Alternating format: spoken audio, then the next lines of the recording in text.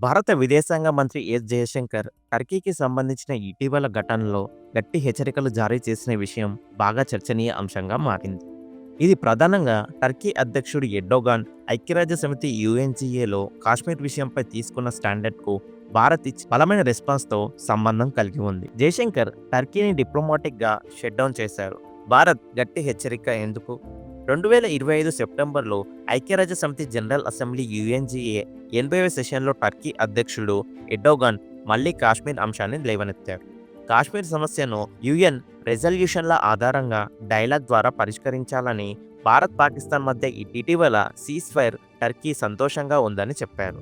ఇది భారత్కు అనవసర జోక్యంగా ఆబ్జెక్టబుల్గా అనిపించింది.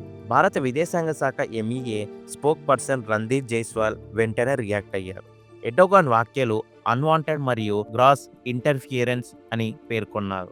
టర్కీ అంబాసిడర్కు స్ట్రాంగెస్ట్ ప్రొటెస్ట్ నోట్ ఇచ్చారు. కాశ్మీర్ భారత్ పాకిస్తాన్ ద్వైపాక్షిక విషయం, మూడవ పక్ష జోక్యానికి తావు లేదని స్పష్టం చేశారు. పాకిస్తాన్ క్రాస్ బార్డర్ టెర్రరిజం మూల కారణమని, దాన్ని లేవనెత్తకపోవటం విచారకరమని అన్నారు. ఇక్కడే జయశంకర్ మాస్టర్ స్ట్రోక్ ఆడారు. యుఎన్జిఏ సైడ్లైన్స్లో సిప్రస్ విదేశాంగ మంత్రి కోంబస్తో భేటీ అయ్యారు. సిప్రస్ ప్రశ్నను యుఎన్ ఫ్రేమ్వర్క్ యుఎన్ఎస్సి రెజల్యూషన్ల ప్రకారం సమగ్ర శాశ్వత పరిష్కారం చేయాలని భారత్ పూర్తి మద్దతిస్తుందని ఎక్స్లో పోస్ట్ చేశారు. ఇది డైరెక్ట్ కౌంటర్. టర్కీ కాశ్మీర్ విషయంపై మాట్లాడితే భారత్ సిప్రస్ ఆక్రమణను లేవనెత్తనుందన్న సిగ్నల్. ఎందుకు భారత్ గట్టిగా రియాక్ట్ అవుతుంది? టర్కీ బైరాక్తార్ TB2 డ్రోన్లు పాకిస్తాన్కు అమ్ముతుంది. 2025లో భారత్ ఆపరేషన్ సింధూర్లో టర్కీ డ్రోన్స్ ఉపయోగించినట్లు రిపోర్ట్లు వచ్చాయి. ఇది భారత సైనికులకు direct threat. Terror support network. Turkey పాకిస్తాన్తో కలిసి భారత్పై ఉగ్రవాద మద్దతు ఇస్తుందనే ఆరోపణలు. జయశంకర్ యుఎన్లో టెర్రర్ స్పాన్సర్ దేశాలకు మద్దతిచ్చే వారికి అది తిరిగి కాటు వేస్తుంది అని వార్నింగ్ ఇచ్చారు.